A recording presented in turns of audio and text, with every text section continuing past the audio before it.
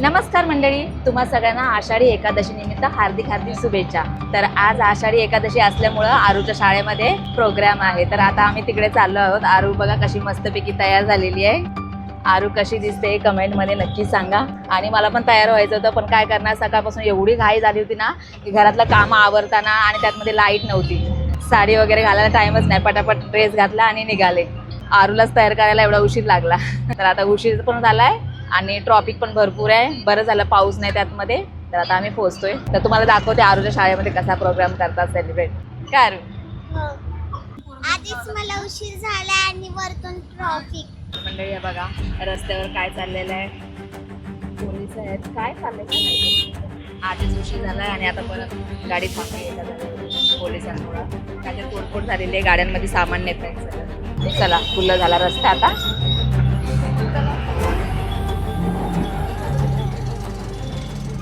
या गाडीमुळं traffic jam झाली होती। किती वाजले आरू? 1:30 वाजत आला। आता काय खरं नाही, टीचर वरडते आता। फोटोशूट झाला, शाळेमध्ये फोटो वगैरे काढतात, ते सगळं झालं असेल काढून। अर्धा कार्यक्रम झाला का काय माहिती, नसेल झाला। सगळे मुलं उशिराच येतात। तर चला आम्ही पोहोचलो आता। अरे बापरे, इथे तर चालू पण झाला प्रोग्राम। आरू तुझी टीचर सगळा करतात करता। आरू इथे एकटेच थांबले आहे। आरूची लाईन नाही आलेली अजून ना आरू?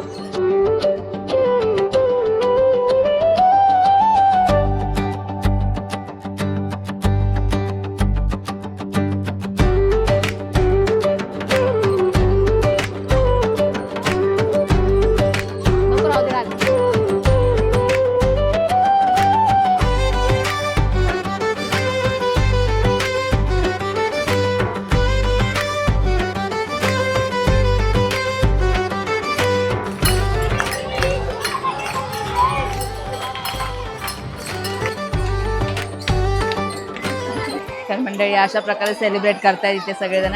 आरू आरू झाला डान्स? झाला का? आता आहे अजून?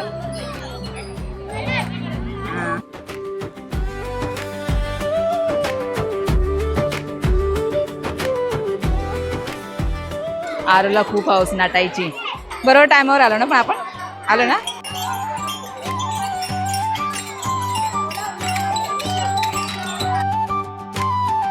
शाळेमध्ये चालले वाटतं सगळं। आरूची बॅग राहिली माझ्याकडंच, दिली आरूची बॅग राहिली होती। बाय। हां हां ठीक आहे, 1 तास राहिलाय फक्त आता। Okay okay bye bye. हो हो बाय।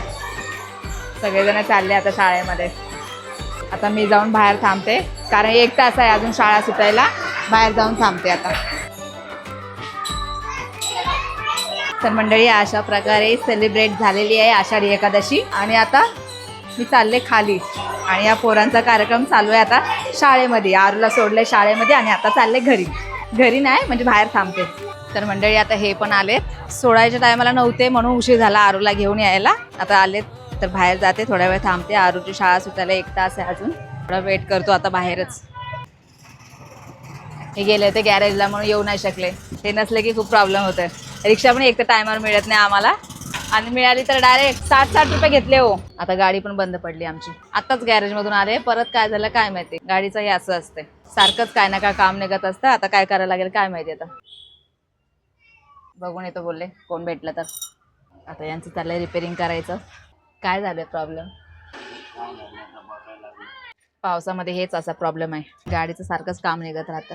तर मंडळी आता अर्धा तास बाकी आहे अजून आरूची शाळा सुटायला। मी बसले रिक्षात वाट बघत, आणि हे गेलेत काहीतरी सामान आणायला, काहीतरी गेले बोलतात रिक्षाचं। तर ते गेलेत गॅरेजमध्ये गेलेत वाटतं, विचारून घेऊन येतो बोललेत।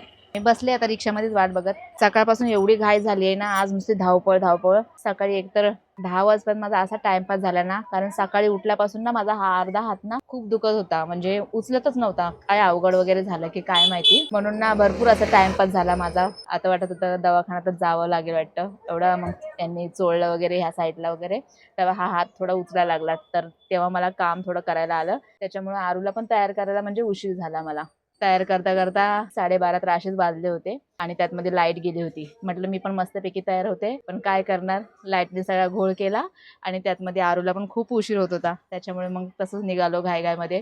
आणि त्यातमध्ये यांनी फोन केला की तूच जा आता घेऊन रिक्षा, म्हणजे आता रिक्षा पण टायमावर नाही। हे आलेत आता सामान घेऊन लावायला लागलेत। काय माहिती आता होते का नाही रिपेअर.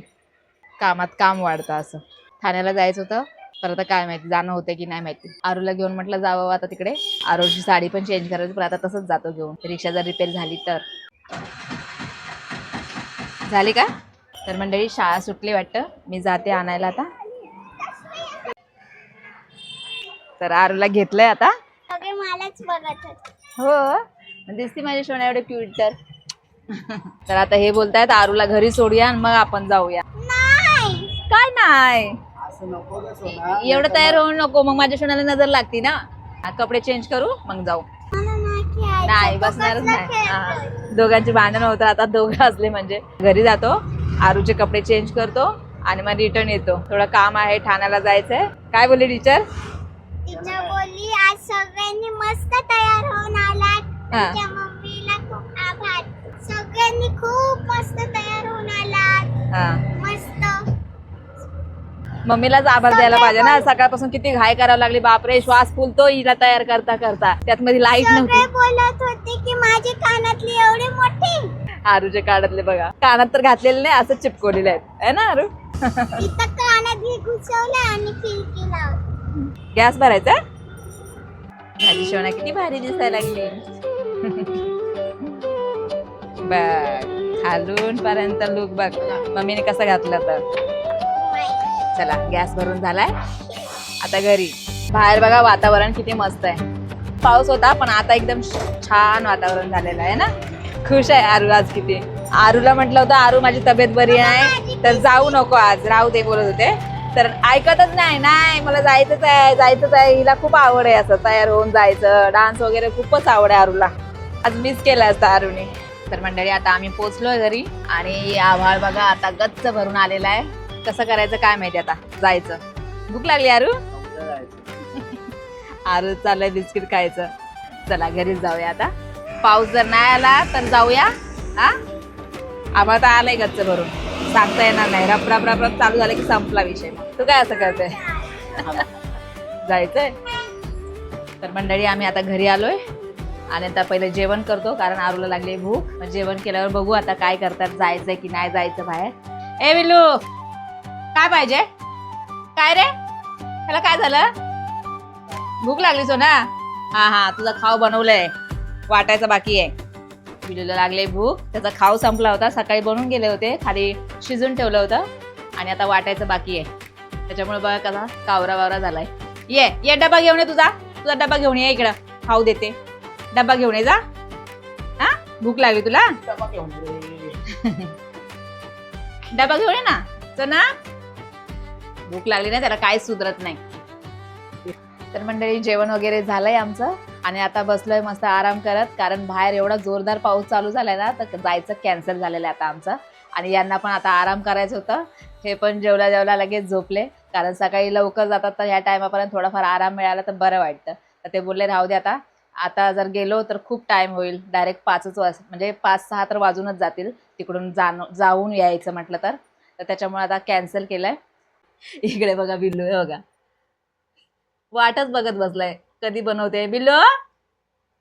बघितलं कसा वाट बघत बसलाय. त्याचा खाऊ बनवते आता आणि थोडंफार काम राहिलेलं आहे ते पण आवरून घेते. तर माझा ब्लॉग मी इथंच संपवते. तर मंडळी कसा वाटला आजचा आषाढी एकादशीचा ब्लॉग कमेंट करून नक्की सांगा आणि व्हिडिओ आवडल्यास लाईक शेअर सबस्क्राईब करा. बाय.